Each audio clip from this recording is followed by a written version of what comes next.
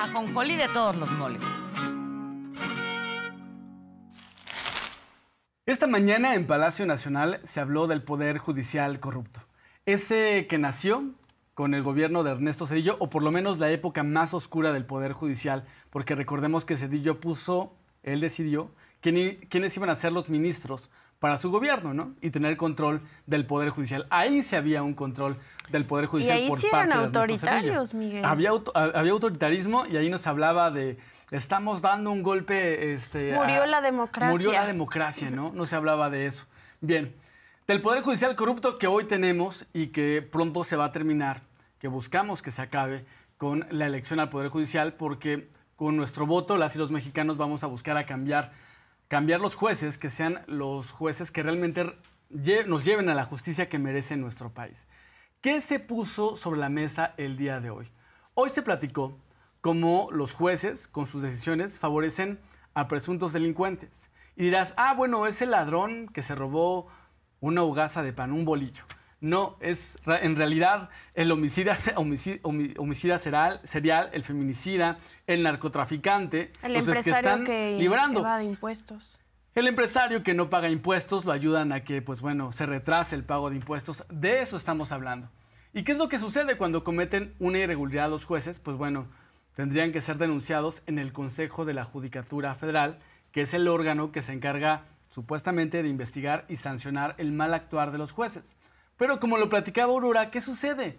Resulta que la cabeza del Poder Judicial, representada en la Suprema Corte, hoy por Norma Lucía Piña Hernández, Norma Piña, pues también es la presidenta del Consejo de la Judicatura. Ya hemos hablado cómo en el Poder Judicial hay mucho nepotismo, que hay mucho parentesco, hay relaciones de amiguismo, familiares, y cuando uno presenta una queja ante alguna autoridad judicial, en el Consejo de la Judicatura sí, déjeme recibir su denuncia y lo anoto en mi máquina de escribir invisible y le avisamos qué es lo que procede.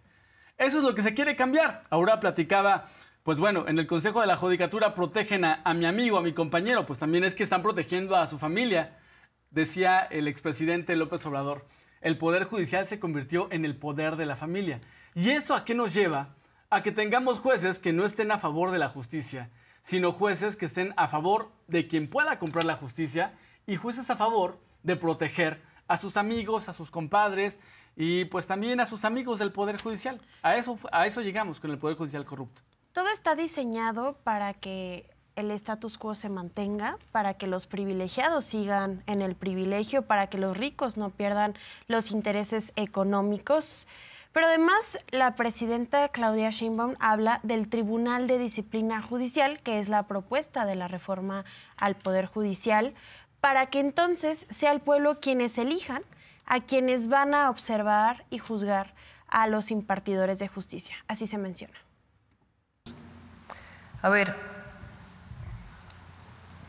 ¿quién sanciona a los jueces? Esa es la primera pregunta.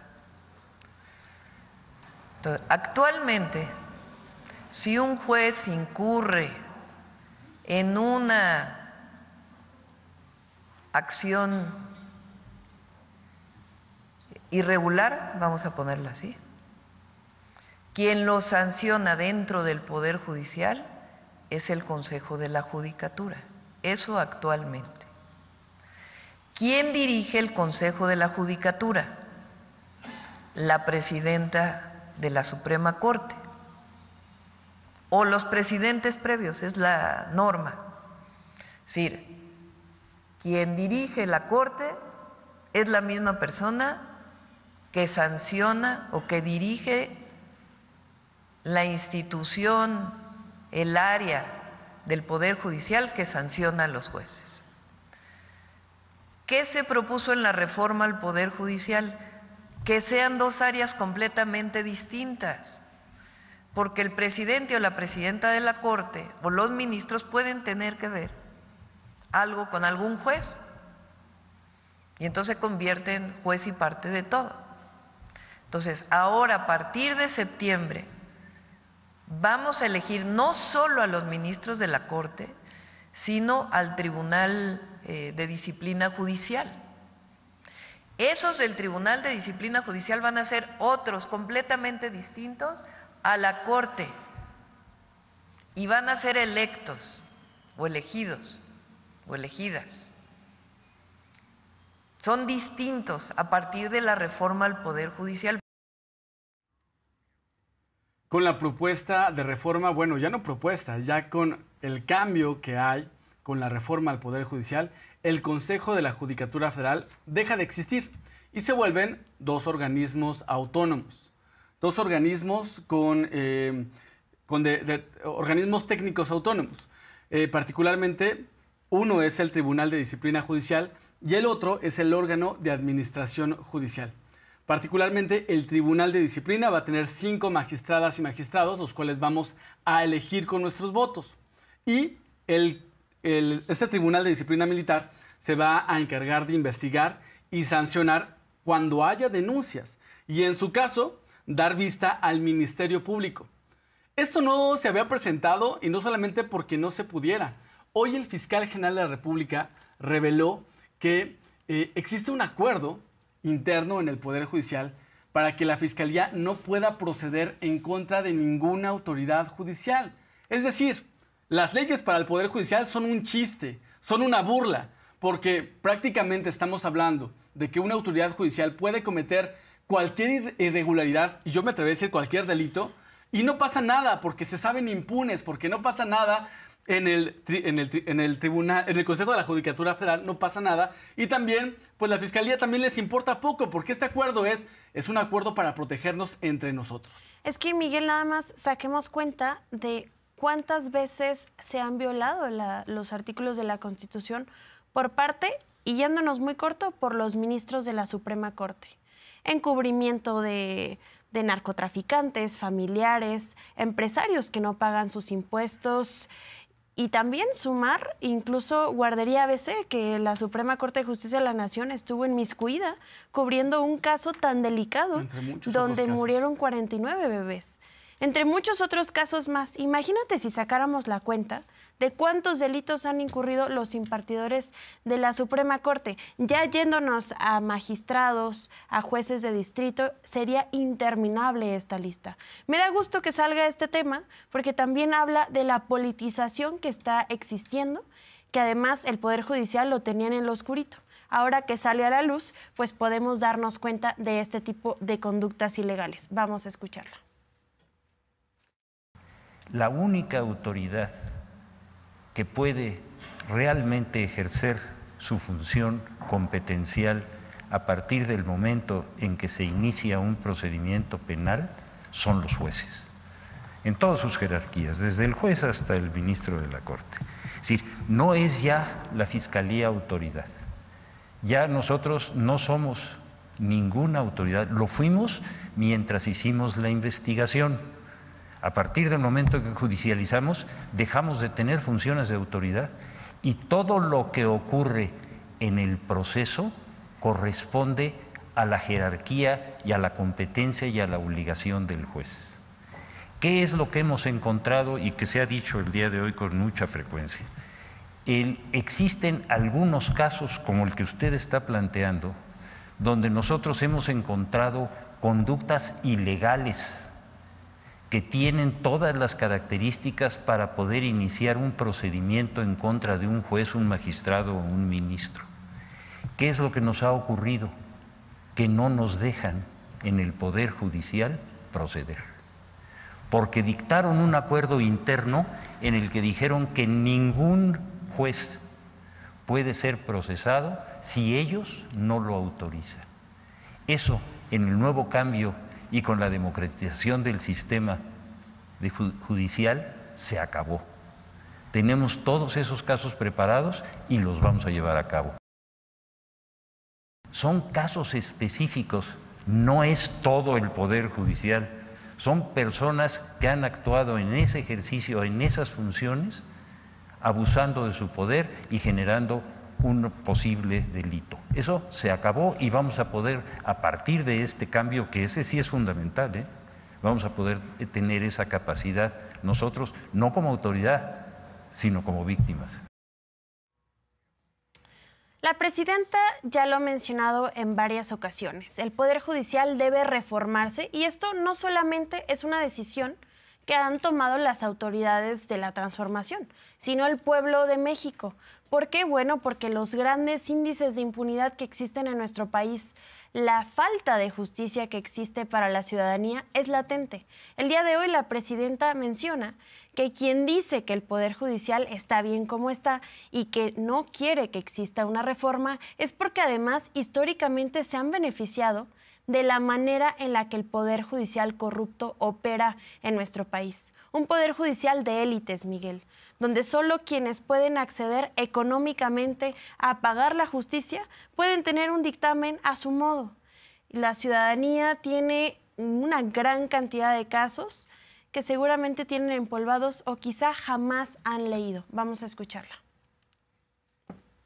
Lo que nosotros mostramos son los hechos, para que la ciudadanía sepa, porque hay todavía quien dice que el Poder Judicial como está muy bien y que la reforma es autoritaria. Hay gente que lo dice, muchos, por supuesto es una minoría muy grande, muy pequeña, digo, respecto a la cantidad de personas que piensan lo contrario, que es la gran mayoría, que es mucho mayor. Es una minoría frente a la mayoría que dice que hay elecciones en el Poder Judicial. Entonces, además de la denuncia pública, si hay denuncia penal se presenta. Pero lo que es importante es de dónde vino la reforma al Poder Judicial, porque ahora resulta que fue una ocurrencia. No. Viene de un nepotismo tremendo dentro del Poder Judicial y de una cantidad de casos de jueces que liberan delincuentes. Entonces, ahora, con el nuevo Tribunal de Disciplina Judicial, el objetivo es que sea otra cosa y que los jueces pues no puedan actuar impunemente. Las leyes están en constante debate. Que si existe una reforma, que si se aprobó, cómo votan las y los legisladores. Pero esto de nada sirve si quienes imparten la ley, quienes imparten la justicia y quienes buscan que la ley se respete, son corruptos, Miguel. De nada sirve que se esté buscando reformar la Constitución, buscar más derechos, si quienes realmente deberían de defender esto ante una injusticia no lo hacen. Y esto es una laguna que existe en nuestro país, porque los tres poderes no están trabajando a la par. Vemos que el Ejecutivo todas las mañanas, la presidenta Claudia Sheinbaum tiene la mañanera con el pueblo, se le cuestiona, muestra informes de su gobierno. Vemos que el legislativo entra en debate, incluso por ahí hasta parece novela cuando aprueban reformas, cómo discuten, cómo se vuelve tendencia en redes sociales, pero de nada sirve si esta parte tan importante de la impartición de justicia queda faltante, queda ausente. No conocemos a quienes dictan nuestra justicia. Este ejercicio de conocer a nuestras y nuestros candidatos ayudará también a que podamos exigirle a nuestro juez de distrito, a nuestro magistrado, a nuestro ministro, que haga su trabajo. El día de hoy la presidenta habla sobre el nepotismo en el Poder Judicial y las liberaciones que hacen a los delincuentes. Yo me pregunto si tú crees que el pueblo de México está satisfecho, como ellos lo dicen, de las acciones que han hecho en el Poder Judicial. El pueblo de México no está satisfecho con el Poder Judicial que tiene y por ello se votó en mayoría para que hubiera transformación en el país, se votó en mayoría para que los legisladores a favor de la transformación hicieran esta reforma al Poder Judicial. Pero con todo esto que vemos, Arlene, con todas estas fallas de deudas en materia de justicia, con este tema que hablamos del nepotismo, con este tema que hablamos de las excentricidades y lujos que tienen los altos funcionarios en el Poder Judicial, todavía hay quienes se atreven a decir, no, el Poder Judicial está bien como lo tenemos. Son quienes se beneficiaban de ese Poder Judicial. Entre ellos, Ernesto Zedillo, el padre del Poder Judicial corrupto. Hoy se preguntaron desde la mañanera varias personas, entre ellos la presidenta, ¿por qué Ernesto Zedillo y otras personas, por qué no hablan particularmente de estos jueces que liberan a delincuentes? Si también está el Poder Judicial, si también está, ¿por qué no hablan de los jueces que liberan a los grandes capos del narcotráfico? Así se lanzó este cuestionamiento desde Palacio Nacional. La pregunta es, ¿por qué no dicen nada de lo que pasa actualmente? Porque salen ahora con que somos autoritarios porque el pueblo va a elegir a los jueces.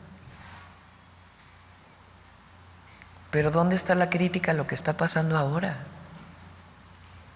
No solamente el nepotismo, la corrupción conocida, denunciada por la propia presidenta de la Corte, sino estos casos, en donde es increíble, pues, impresionante que jueces liberen y liberen y liberen y liberen delincuentes, y resulta que siempre acaban en unos cuantos. Entonces, eso se va a sanear con la elección al Poder Judicial.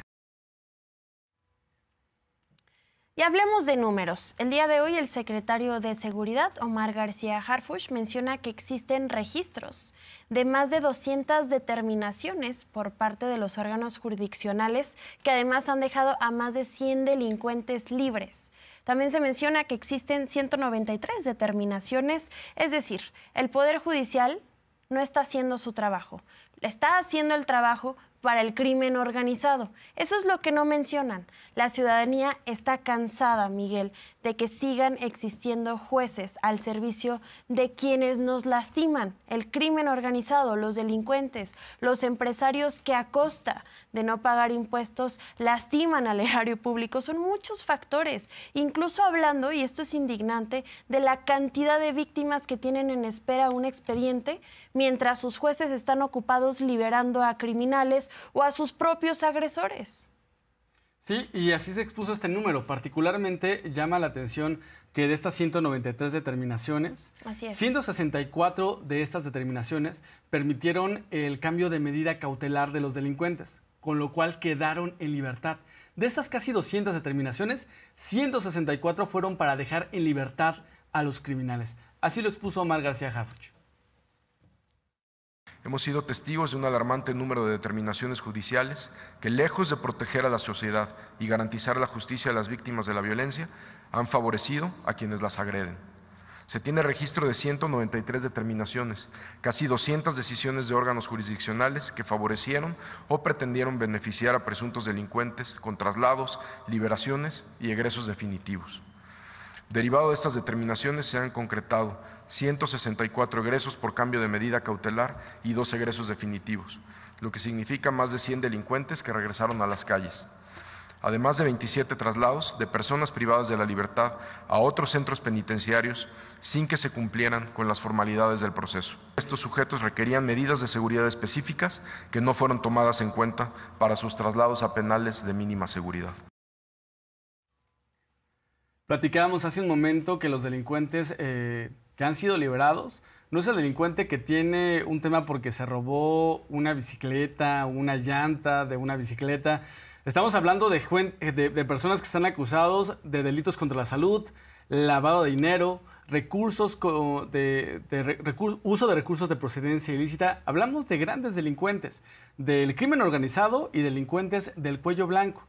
También esta mañana Omar García Harfuch, el secretario de Seguridad, le puso nombre a los jueces y a los delincuentes que se han beneficiado con las determinaciones de los jueces que posiblemente cometieron actos de corrupción. Así lo platico. El juez Gregorio Salazar Hernández, adscrito al Centro de Justicia Penal Federal en el Estado de México, ha resuelto medidas que han facilitado la liberación de personas procesadas por delitos de delincuencia organizada. Revocó la medida de prisión preventiva de José Alfredo N., alias El Contador, sobrino de Ociel Cárdenas, líder del Cártel del Golfo, y destaca Silvestre Peña Crespo, con 5 resoluciones de traslado entre ceferezos de personas privadas de la libertad vinculadas con delitos de alto impacto. Fueron liberadas 26 personas que pertenecían a diferentes organizaciones criminales. Una jueza de Guerrero determinó auto de libertad a Nabor N., alias El Camaleón, quien fuera jefe de plaza de la familia michoacana. Nicolás Armando N., líder del Cártel del Golfo, detenido por delincuencia organizada y secuestro, obtuvo sentencia absolutoria el pasado 15 de abril. El pasado 27 de febrero informamos el traslado a los Estados Unidos de 29 personas con vínculos con organizaciones criminales. Entre ellas se encontraban Miguel Ángel N., alias Z40, líder de los Zetas y fundador del Cártel del Noreste. Con respecto a Miguel Ángel N., era requerido por los delitos de asociación delictuosa contra la salud, lavado de dinero e introducción de armas de fuego.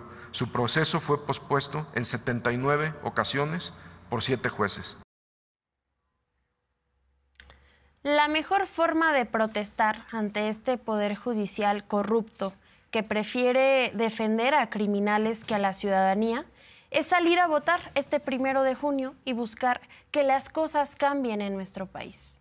La presidenta Claudia Sheinbaum esta mañana habla al respecto, menciona la importancia de nuestro voto para poder transformar al Poder Judicial. Vamos a escucharla. La elección va a ser muy buena y la gente va a decidir muy bien. Va a ser una gran elección, la del 1 de junio, muy buena. Y la gente sabe, para eso se informa, por quién tiene que ejercer su derecho al voto. Pero lo importante es salir a participar el 1 de junio. Lo más importante, participar el 1 de junio.